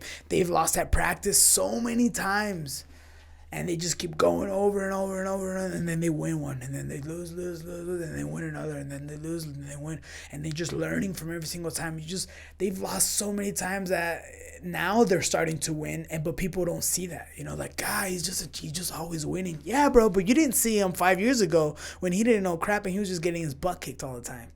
Do you know what I mean? Mm-hmm. Like, one of my students now, he's a head coach over in 10th Planet Las Vegas. He's killing it right now. He's becoming one of the best guys in the world. I want to say he's competing against top level guys now. His name's Andy Varela. And I tell people, I'm like, dude, I remember when Andy was just a white belt and a blue belt, and he would get so mad. He would be so like down on himself and heartbroken at the end of practice because we would beat him. And he would be like, man, I'm never going to beat you guys, man. I suck. And it's like, no, dude, like, you don't suck. He's like, dude, yes, I do, bro. Shut up. And, like, he'd be so hard on himself just because he always wanted to win, but we would still beat him just from experience until he started catching up to us. And then it was harder. And then he started beating us every now and then. And then that was, like, motivating him. And then, like, oh, shit, like, I beat you? And, like, yeah, dude, you got me. And, like, fuck. And then again, and then again, and again. And now he comes into town every now and then, and there's no way I could beat him. He's just so good. He's gotten so good. But what I see in him, also, he was talented from the get-go. He was one of my white belts or blue belts. He was tapping out higher-level guys just out of talent. You know, he was athletic, and he is athletic, and just also that mindset that he has, I guess, too, that some people are born with it. You know, there's some things that you can't teach. You know, you can't teach heart. You know, some people are just born with it, you know, since they're little. And I see it in little kids that are 5 years old that are, you know, they're like, who wants to do a super fight? And there's some that are like, oh, shoot. And some like, me. And it's like, dude, you just got here. What do you mean? And they're like, I don't care, coach. I'll go. And it's like, I like that. Come on, let's go. Let's get him a match. And then they're like... So you think they're born with that already? Yes. Yeah? Yes. Okay. I used to think... So interesting. Yes. That convinced me that a lot of things you're born with. But I used to also think that a lot of things in people's personality was taught, you know, by experiences or by parenting. Mm-hmm. But until my twins were born. Oh my God, they've gone through the same experiences throughout their life. I treat them the same. I give them the same things. I take them to the same places. They're always together. But one reacts one way about things and the other reacts completely different about things. I thought I was going to get two reactions of the same thing, you know, both of them doing the same thing. Completely different reactions. And it's just so mind-blowing and awesome to me, you know, like, wow, this is crazy. Being a parent is amazing. And I tell my brother that because my brother lives in Houston, and I had the perfect example where he lived it in the moment, and he was like, I could see him have that huge, like, whoa. So my brother for Christmas gave me a unicycle, and I always wanted a unicycle as a kid. I thought that was picture so cool. I thought it was so cool. I still haven't learned how to do it yet. So there I am building it that day, and one of my twins, Chris, comes, and he sees me building it. And he's like, Papa, ¿es tuyo? ¿Tuyo, Papa? And I'm like, sí, hijo, sí, es mío. And then he's like, oh, cool. And he's like, oh, playing with his toys that he got. And then the other one, Mauri, comes, and he sees it. And he's like, es mío, Papa. Es mío. And I'm like, no, hijo, es mío. Ah, papá. And then I looked at my brother. I'm like, Santi, ¿viste eso? And he's like, damn, that's crazy. They lived almost exactly the same moment, the same experience, completely different way to perceive it. You know what I'm saying? So it's awesome. That's such a great example because you're absolutely right. I'm also with, no, it depends on the experiences that you lived, your personality, maybe who. Yeah, but I think a very exactly. small. We may think that a huge percent of our personality is based off experience and stuff. I'm sure there's some that are, more traumatic than others where it does change your life. But like, say a regular, within the normal parameters of a life, experiences probably contribute a small or smaller than we may imagine as compared to what we're already born with like a lot of things. Wow. Okay. I feel like we can just spend an hour talking about that. That's my conclusion for now. Okay. Things could change. I could come back 5 years from now and be like, no, bro, no. No, that's awesome. Thank you, Senor, for sharing. Let's talk about MMA Jiu Jitsu in El Paso. As I was doing my research, I was finding, wait a second, this person lives here. Wait a second, this is a professional MMA fighter. Today, one of them is fighting, by the way. And I'm like, wow, we have a big community of MMA Jiu Jitsu. Talk to us about that. Why is that? I love it. I feel when I started, it was not as huge. I like to take a little bit of take all the credit, sir. Credit. This is the podcast for you. Go for it. Take all the credit. No, I take a little bit of credit that I've contributed some positive growth for the community as a whole. Just for being loud back in the day, loud on social media and posting just to try to get sales and like selling tickets and stuff like that and trying to get sponsors. But also because since I was my own coach, I was barely a purple belt, I wanted to learn. I wanted to get beat all the time. I wanted to experience, what's the word? Like enlightening moment of getting like strangled or tapped out by someone way better than me, and me be like, wow. How the heck did they do that? You wanted to experience. Yes. You were looking for that. I love that. Every time I would go to LA or something like that and roll with the black belt or something, that was so fascinating how someone's so... And you could feel that their aggression or their strength wasn't even there. It was just technique, and then setting up traps in certain ways where you just fall for it and just bam, you just get tapped so easily and so quickly. To me, that was so enlightening, and I wanted to feel that. So I would always invite everyone, because I'm like, well, I own a gym. I'm like, well, hey, would you be down to come to my gym? Like, and we'll just roll, stuff like that. And I feel like it was a turning point in our city as a whole, because before everyone was like, no, like everyone was like their own, they had their own secrets or their own way of training, and no, like you'll only see me at tournaments and stuff, you know what I'm saying? And I wanted to roll with new people all the time. So I would invite everyone and they'll be like, well, let me ask my coach. It's like, okay, yeah, what's the problem? And then later, well, my coach said, why don't you come over here? It's like, oh, okay, dude, now this is weird, now, like, dude, I'm not trying to fight you, like, I'm just trying to roll, like, we do jiu-jitsu, why don't we do jiu-jitsu together? It's like, people that play basketball, they're not like, whoa, no, like, hey, you want to play basketball at the park? Nah, bro, why don't you come over here, like, I'll play you over here, like, what, dude, you know what I mean? Or baseball, hey, let's go. You want to come to my house, bro? Let's play catch. Nah, bro, you come to my house. Like, it's not. Why is it like that? I love jiu-jitsu so much. I wanted to do that with everybody and learn from everybody's different styles. So I was like, you know what, man? Screw this. I'm gonna start going. When do you guys have open mat? Oh, you guys have it on Saturdays at this time. Cool. Hey guys, who wants to go with me to open mat? You want to come? You want to go? I'm going. I'll drive. We'll meet here and we'll go. So you would first drive out of town? I would show up. No, not just out of town. No, in town. In town. Okay. In town. Boom. Okay. Go to the closest one was a Paso Jiu Jitsu. And we would go there all the time. to open mats. And then we would just start, rolling with everybody and figuring out their game and analyzing it and learning from them. And then going to another school, and then another school, and then another school, and another school. And we would go to all the open mats in all of the city all the time. And we broke that, stigma. That stigma that was about, nobody trains with each other kind of thing. Because everywhere else, everyone trains with each other. Paso was like, no, like, I'll meet you at the tournament, man. It's like, dude, like, it'll be different at the tournament anyways. You know what I'm saying? Like, who cares? And so we broke that stigma, and that's how everyone started. And then later, people from other gyms started showing up to our gym. And we'd be like, oh, hey, you guys have open mat? Yeah, welcome. Hell yeah, dude.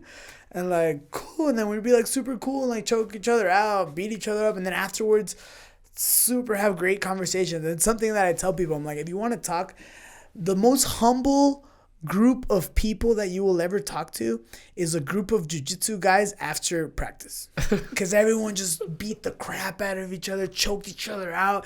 You're just like fighting from getting killed pretty much, because you're getting strangled or like getting your arm ripped off, and then or just going to war with everybody. And then afterwards, everyone's just so nice and happy. You could joke about so many things. No one is kind of no more BS. No more BS. No passive aggressive kind of like comments. Nothing like that. Wow. Everything was just so nice.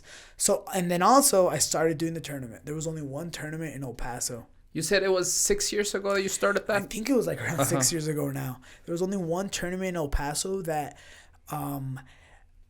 the satisfaction rate in general was very low.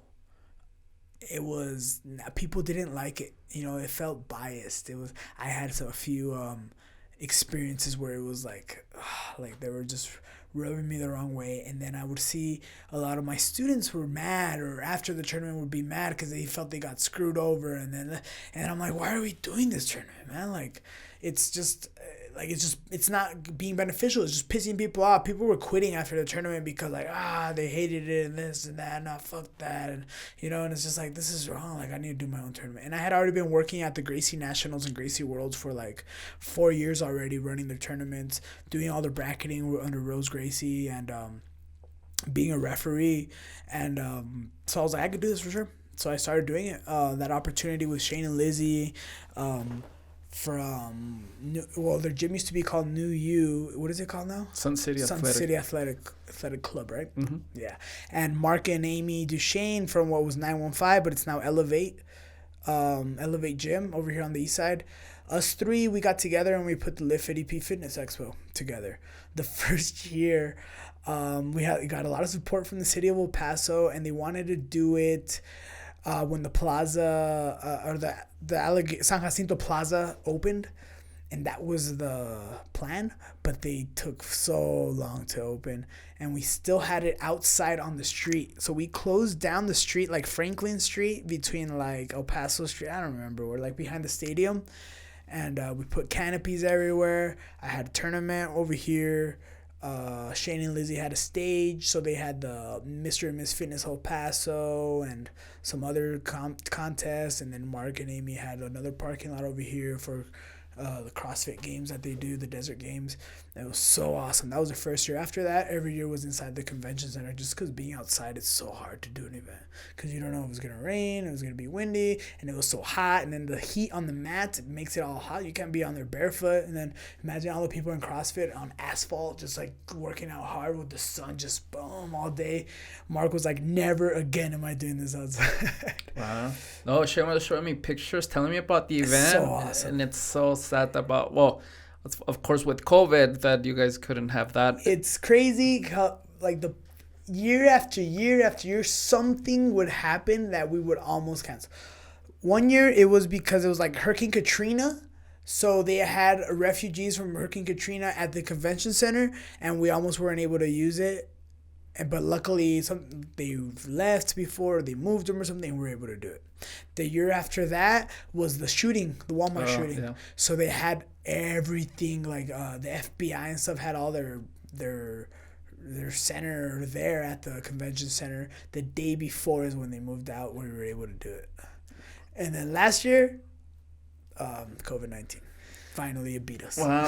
So you think a combination of all these events and, of course, building that community, that's what helped out? Because aside from the quantity, I mean, the fact is that the quality, for example, we have professional MMA fighters training here. That just tells the story that gyms have a very high level performance there, right? Yes, we started bringing a lot of competitors from other cities to El Paso. It was like in the hundreds already. That it was bringing them to us. But also as a business, all our gyms were thriving because we had goals now. Like, oh, hey, guys, the tournament is September. Let's prepare, and everyone's preparing and getting ready. Am I ready?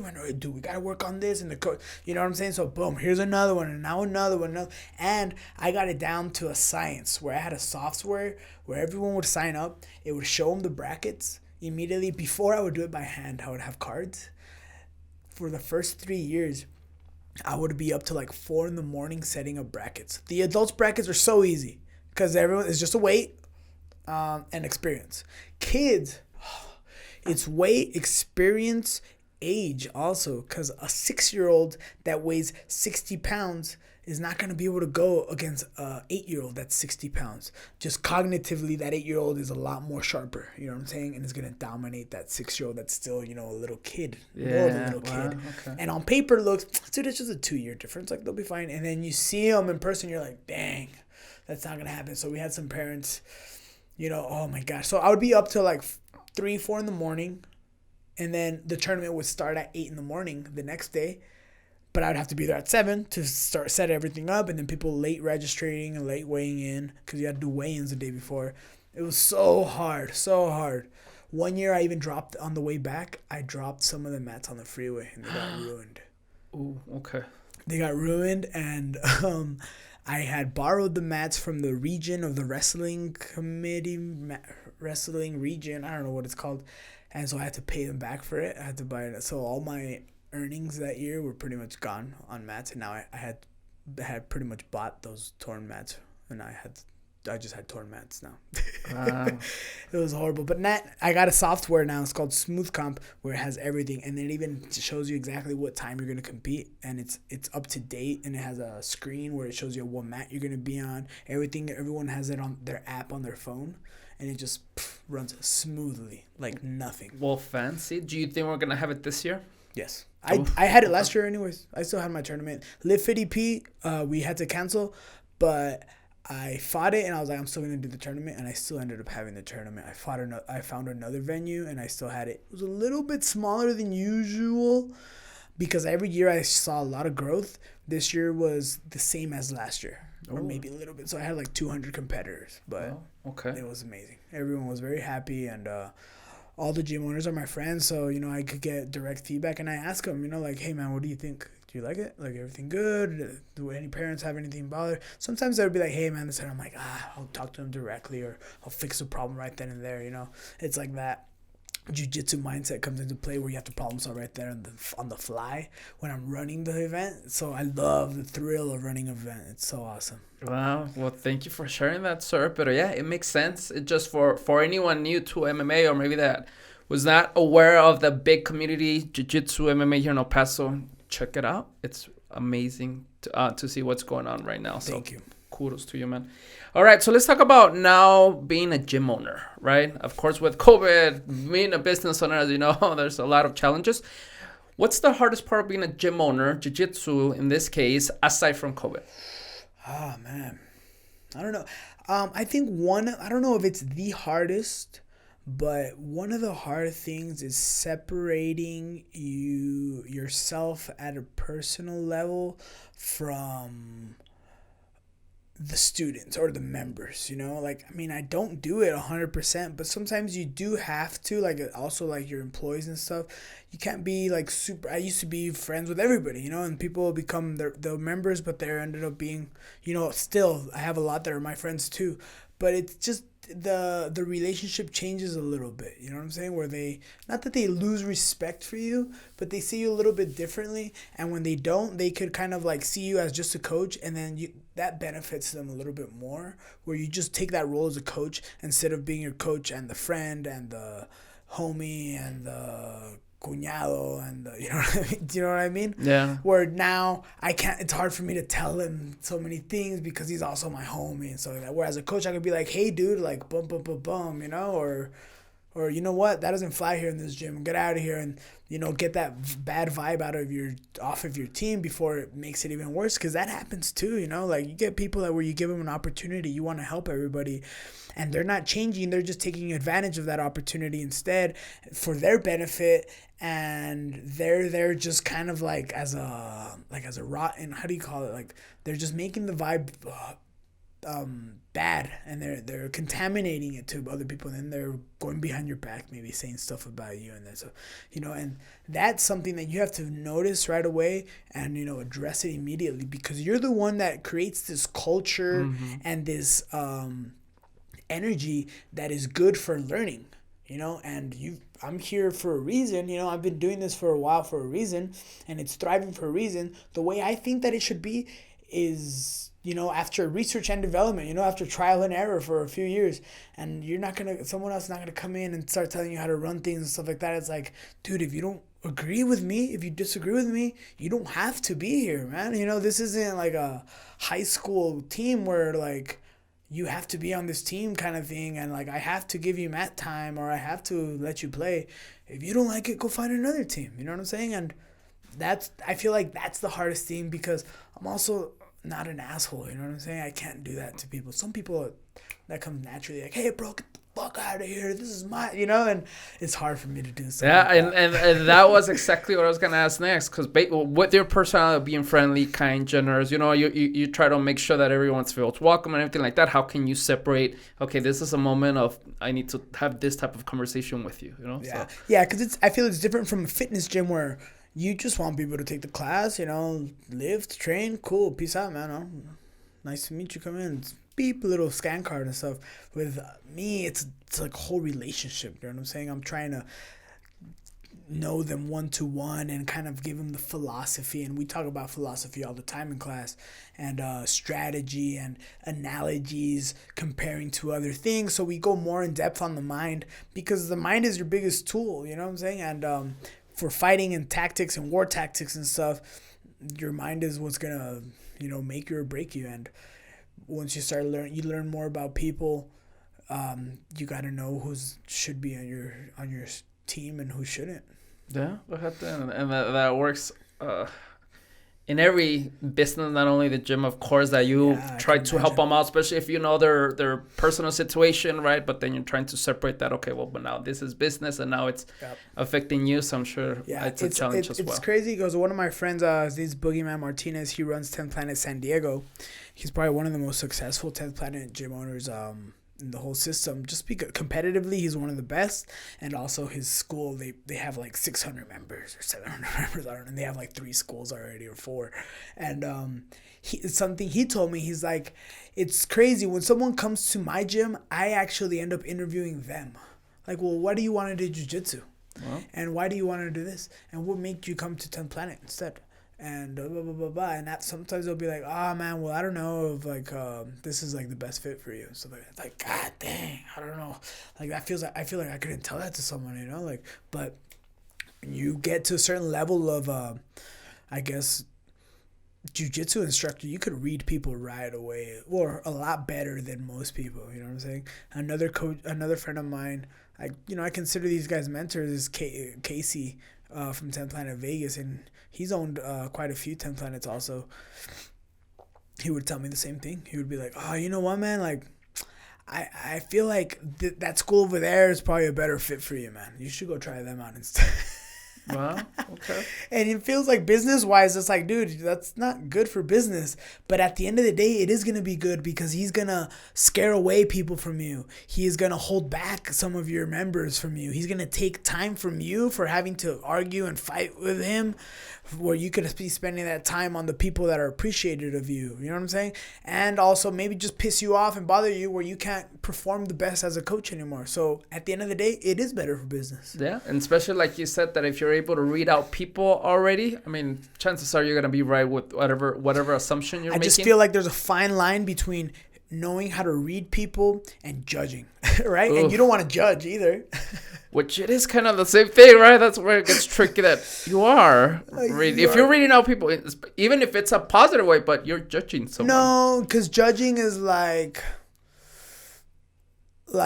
think about it. It's the same. It just judging sounds negative. I want to say judging is like you're you're judging them for their choices, as in like, oh, he shouldn't have done, like that choice was a bad choice because of this, without knowing really what's going on. But when you're reading people, you're like, this person is this type of person, and I know he's not going to learn probably from this. He's probably going to do this, or he's the kind of guy that answers back for everything or has an argument about everything, and he's not going to take it positive. He's going to take it negative about everything, and he has a chip on his shoulder all the time. I'm not going to be able, or it'll take me years for me to change this guy, and he's going to have to want to change, as opposed to go try somewhere else. And let someone else I still struggle with doing that so much, but I've taken decisions like that where I'm just like, man, this is so tough. But as soon as that decision happened, you just feel like this relief, that and this like energy, this bad energy that's not there anymore. And everyone's kind of like, finally, everyone's like happy, like, dude, I'm so glad that person's not here anymore. This and that. They left. I'm like, yeah, we had a big falling out. God, dude, good, man, because nah. And then I'm like, oh, now it starts coming out that actually everybody wanted them to be gone. You know what I mean? That's funny, to say after the fact, right? Yeah. Oye, señor, what is the most rewarding thing of training people, training kids? That's a big part of what you do. So what's the most rewarding thing? Just when people change, for the better, but also when they set goals, when you help them set goals and you share that same goal with them, as we're working together for them to win that tournament, stuff like that, and watching them win it. And then also maybe when they feel grateful for it and they express it to you maybe later, and also even when you don't even notice and they tell you like, hey coach, I wanted to tell you, like, just randomly, like a message or something. It's like, ooh, that's the best. This is why I do it. That's the motivation that keeps you going. Man, thank you. Like, that's beautiful, or parents tell me that their son is, doing way great now at school. They do their homework all the time, this and that. They're motivated. They don't answer back to them anymore. And like just stuff like that. So awesome. Just because they tell me sometimes, like, hey, little, what's his name, is not doing this, and he's answering back this and that. And I'll just be like, huh. And I could get to them in a certain way, talk to them in a certain form that they'll see it differently, instead of like just an adult, like, yes, coach, or yes, teacher, or yes, mom, I know that's bad, I'm sorry. It's just like, hey, man, what's going on, bro? Like, so what? So, like, you're going to do this? Dude, it's your mom. Like, your mom comes in, like, brings you to practice. She takes time out of her day for this and that. And on top of that, you're going to be... She doesn't have to bring you. She doesn't have to buy you that little Apple Watch that you got on you. And she has that for you. And you're still... You know what I mean? Like, and then they'll be like, oh, shoot. And it's also like, man, like... And then you got to know how to coach. Like, certain people will take that positive and be like... Dang, you're sorry. Yeah, you're right. And then and other people will be like, ugh. Yeah. And you got to so be funny. like, hey, man, let me, you got to talk to them in a certain different vibe, in a certain way. Like, I feel the best coach needs, or teacher will identify that there's different learning styles, and you have to have different teaching styles to fit the most amount of students. You can't just have one teaching style and be like, well, you have to learn my way, like. I think that's the biggest flaw in the education system right now.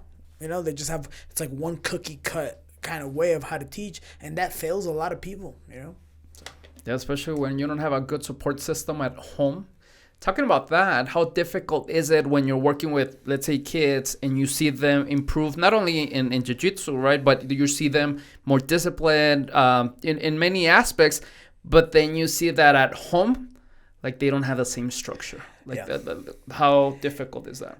It is difficult, but you got to help them find a way to look at it. Sorry. You're good. You got to help them find a way to look at that positively.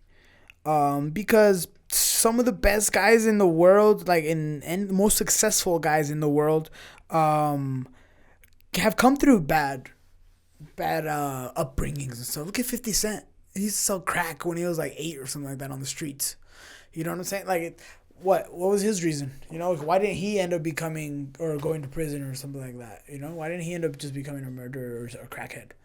Because you have to look at it as like, you know, it's an obstacle and you're gonna overcome it. And it's only gonna make you better. And yeah, your parents are separated, and yeah, your dad is not there all the time. So what, man? You know, like there's tougher lives out there. People don't have food to eat. You know, they're out on the streets. You know, they just lost their leg for some reason, and that because of something small and so some third world problem, you're gonna have to be a victim and be like, oh, poor me, and this is why I'm unsuccessful. No, dude, like you can't look at it that way. That's why it's so important to have people like you in their life that gives them that perception. Because what if they grow up without that? You know. Like, and there's a lot of cases like that they just that's one thing they see and nothing else. And then they channel that bad energy into jiu-jitsu. You know what I'm saying? Like if they're like mad about something and it's like, oh, you're mad, dude? You're mad? Well, let me see it. Show me you're mad. What? You're mad because your mom got mad at you over this? Show it right here. Don't just be with a little pouty face. Prove it. Take it out right here on this guy right here. Come on, hey, you super fight. And they'll be like, oh, come on, you're tough and you're giving me an attitude. Do it to someone your size. Go. And then they're like, okay, now they got to do it. And then they feel a little bit better, or they get their ass kicked. And now it's like, damn. Oh, so you're not so tough. That's so interesting. And going back to what we started our conversation with is how jiu-jitsu and also other martial arts, as far as it's not only the sport, but the things that you learn from it.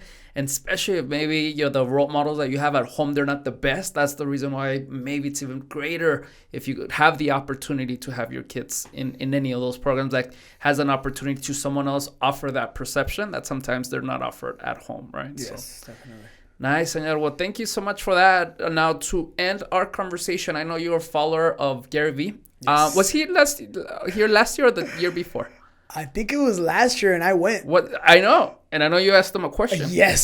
So, that was so awesome. I always wanted to ask him a question. Which question was it?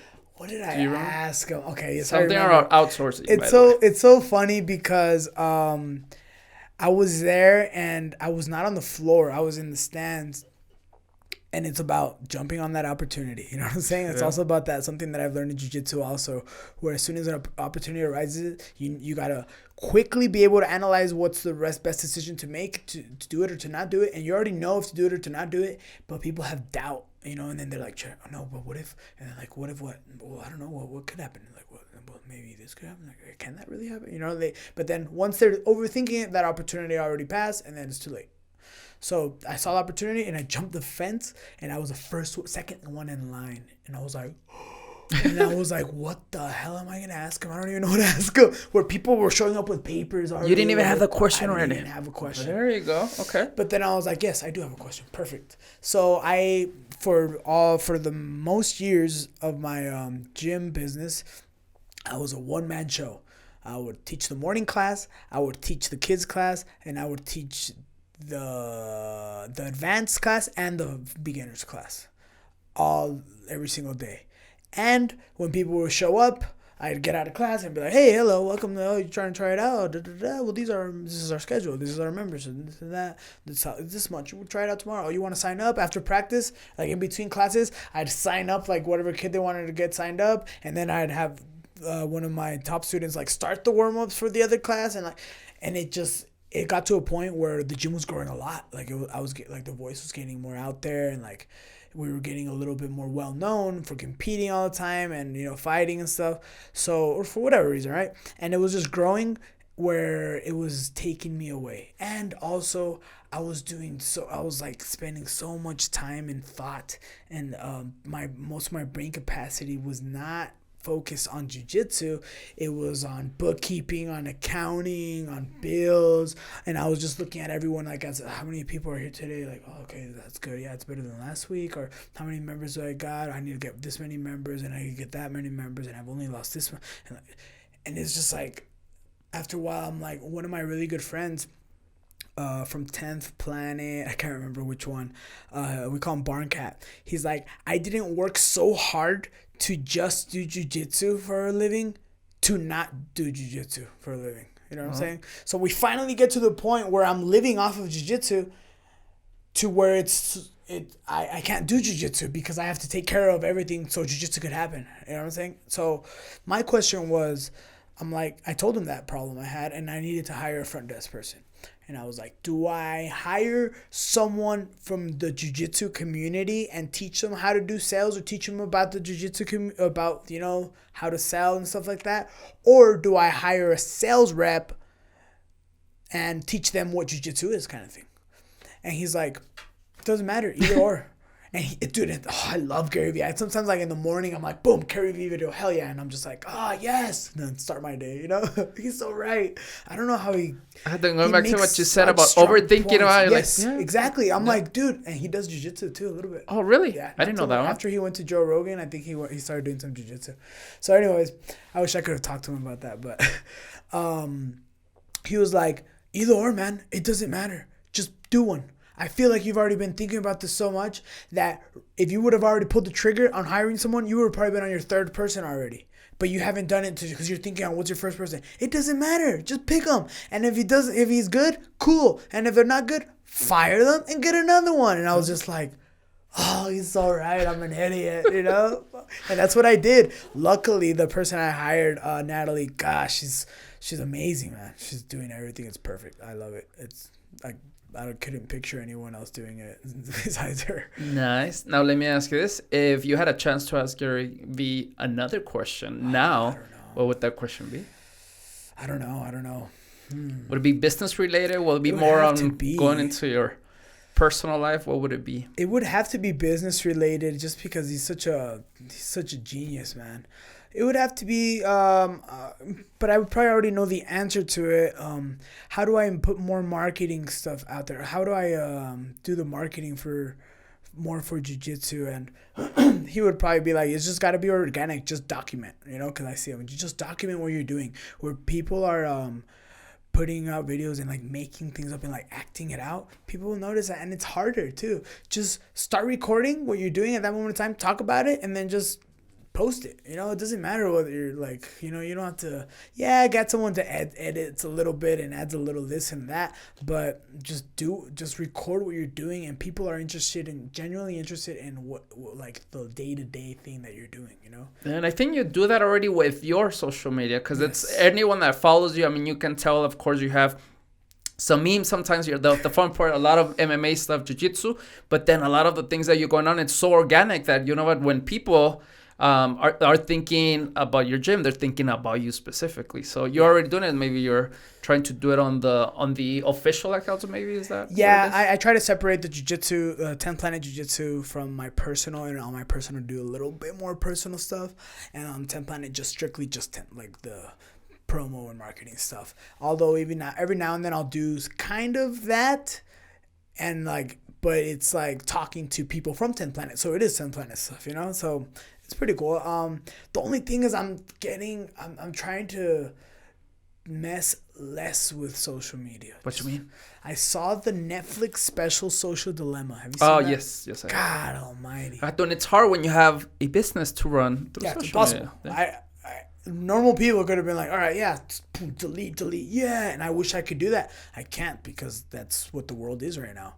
It's just, I think it's such a huge problem that needs to be addressed, and like, who's going to address it? And it's the government. But then what? The government is now going to take over social media, but then now you don't want that either. Yeah. You know, you don't want the government to be running social media, because I don't trust them either. It's just, there has to be some sort of like laws where they're invading privacy. You know what I'm saying? They're just creating and it's not even them anymore. It's AI, you know? Artificial intelligence is just creating algorithms just so they know exactly what you want, what you need, what you want to see, and they'll just post it. And then if you're not looking at it, they'll just, your phone will just vibrate for something. One of your friends just posted something. It's like, why did I get that notification? But now you're in there. And if you notice, everyone, like, you go to your phone to check a message, and you'll check that text message, but then you'll check your Instagram, and then you'll check your Facebook, and you end up just scrolling through Instagram, and you're like, damn it, I hate that. I do, and then especially the one that you're talking about, jiu-jitsu, y ahorita voy a ver Facebook, gyms, the jiu-jitsu gyms around you. ¿Qué pasa aquí? You know?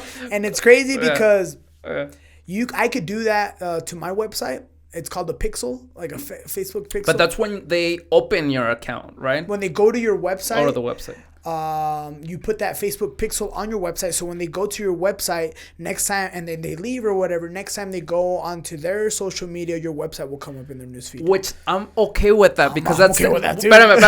The one I'm not okay with is when they hear something. Let's say on the phone, no he buscado nada de Jiu Jitsu, for example. I just say the word Jiu Jitsu several times. And now, hey, Jiu Jitsu gyms or equipment. I'm like, okay, wait a second. Wait a second. And at first I was like, okay. And it's like, for what? So just so they could sell you stuff? Cool. But now it's getting a lot into politics now. So also that's what they spoke about. So if you were to be looking at conspiracy theories and stuff, they're just feeding you conspiracy theories and stuff like that. They're giving you more, you know what I'm saying, of what you want. Because that's what you like based on what you have done. If you notice, if you start going into the Republican side of things, then they just show you Republican side things, not Democrat side things. And then the people on the other side just looking at that things. And we each think that this is all of the news. And it's not. It's just what you want to see. And that's what they're giving you. So that's why everyone's like more strong about their opinion and think that they're right. And then you go into conversations and everyone's like, that's the reason. No, and then they show you links and articles about proving their point, and then you show them links, and then nothing happens at the end. Everyone's just pissed. I'm gonna tell you something that I have done. It's been years already that I do to, not to stay in check, but at least that helps me with that. I tend to follow people that I don't like, that I don't agree with. Yes, I'm cool. I follow that, pero purposely, porque los veo y digo, oh my God, I can't believe, but don't unfollow, because you do have to have a balance of the people that you think like you, but also maybe far left, far right, whatever it is. And that's working for me. Even like Facebook friends can go, really, do you really have to be whatever? But sabes qué? Okay, let me just... It makes you know what's right and what's wrong also. You know, it makes you stronger about your opinion by looking at both sides of things. And now you kind of like...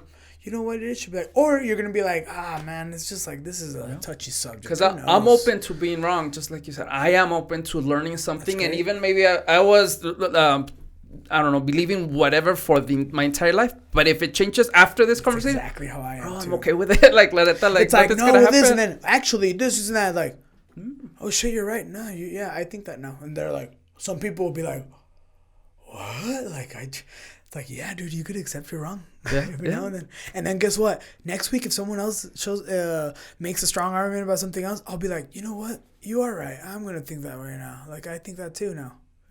It's okay, man. Don't be married to a certain, belief or thing, And I think that's the biggest contributor to happiness, to be honest. There's so many things that success, hard work, but if it's just being open to showing empathy, I think that is one of the biggest of being happy. That, I'm not okay. Like, I'm not right on this, or I'm open to something. And when I try to break it down, I think, you know what? I think that's what makes me happy. Yep. Like, one of the biggest factors. No? Yeah, everyone's very, like, strong on their opinion. And then, like, quick to insult each other. It's like, dude, you don't even know me. Like, it's also a big thing about social media that you could insult someone so hard, and it's like, dude, in person you would not be talking to that guy like that. Like, why are you trying to act all hard and stuff? And then you try to look at that guy's profile. He has like no pictures of himself. It's like you're literally nobody, bro. You don't have a face for anybody to see. You just like have pictures of like other stuff. And it's weird, man. And even if this person was so respectable, so many fans, pictures, lo que sea, if that worst case scenario, of course, I'm okay with that. Like, I know what I'm doing, so I'm okay with that. But that makes sense because 99% of bad comments, 99% of like people hating, I guess, it's gonna come up from people that don't even deserve to have In politics, people need to or should understand that there are different realities and things.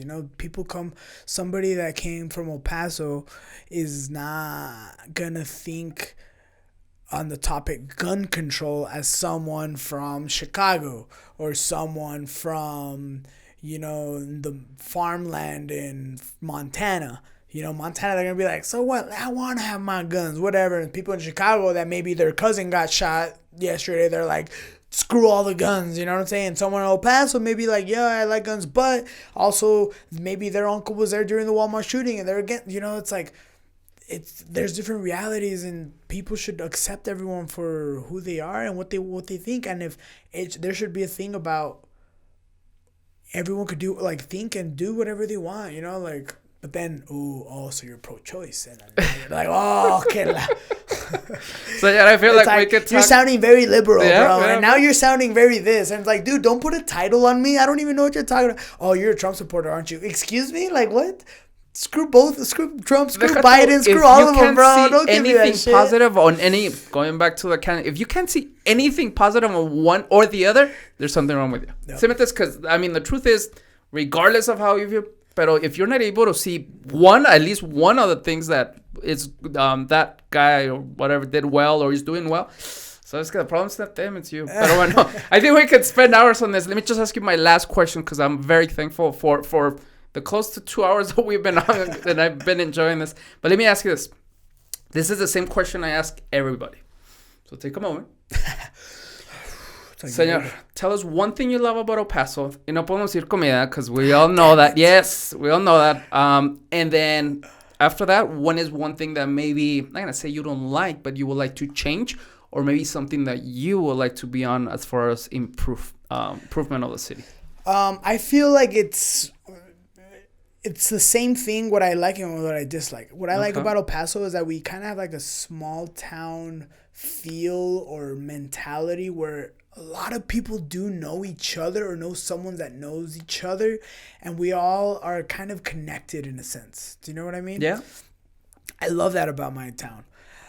But what I don't like about it is that a lot of people that know each other, they're kind of like bickering about each other, but also don't leave El Paso to experience other ways of life and think that this is only one way, and they're closed-minded as into only this way is reality kind of thing. You know wait a second, because that's a good topic that we can talk about, because you're absolutely right, huh? Pero the worst are the ones that do stay, but they still say, oh, there's nothing to do. Well, Paso sucks. Espérame, pues de perdida, if you're going to be here, at least be happy, proud of your city. But we have those complaints. I went on a rant once because there's construction everywhere now, right? And I remember there was a time where there was like a lot of construction. And it's the same people that say El Paso never grows, there's nothing to do in El Paso, are the same ones saying all these construction sites. Like, dude, that's growth. You're gonna, like, it's not a computer game where they're just gonna double click and a building is gonna pop up there, bro. How do you expect this building or this traffic to better if you don't build more roads or upgrade the roads? You know what I'm saying? That has to happen. Look at all this construction. It's like, yeah, luckily, thank God we have construction, bro. They're investing into our city and our infrastructure. They just find something to, I'm not going to call it hate. I don't like to use that word. But something to complain about. For example, the Amazon building, ¿no? Like, oh my God, at first, no, pues we need bigger companies to show up. So, yeah, no, ahora van a traer qué? Or the government, it's next. They're going to put, like, I don't know. They come up with all this, I don't know, weird scenario situation. They're like, pues, you're never going to make them happy. You give them gold or crap and they're gonna complain regardless. Pero bueno, anything else, señor, that you want to talk about? That we're good to go? I think we covered almost everything, I think. No, I think we did. So again, thank you so much for your time. I know you're doing great stuff. The people that I know that know you personally, they all have all but great things to say about you. So you taking the time. I know you have your twin boys. I mean, obviously there's stuff to do that you have to do, but you choosing to do it with me right here, spending time. I really appreciate that. I appreciate you inviting me. Gracias. Adios. That's all I have. Bye, guys.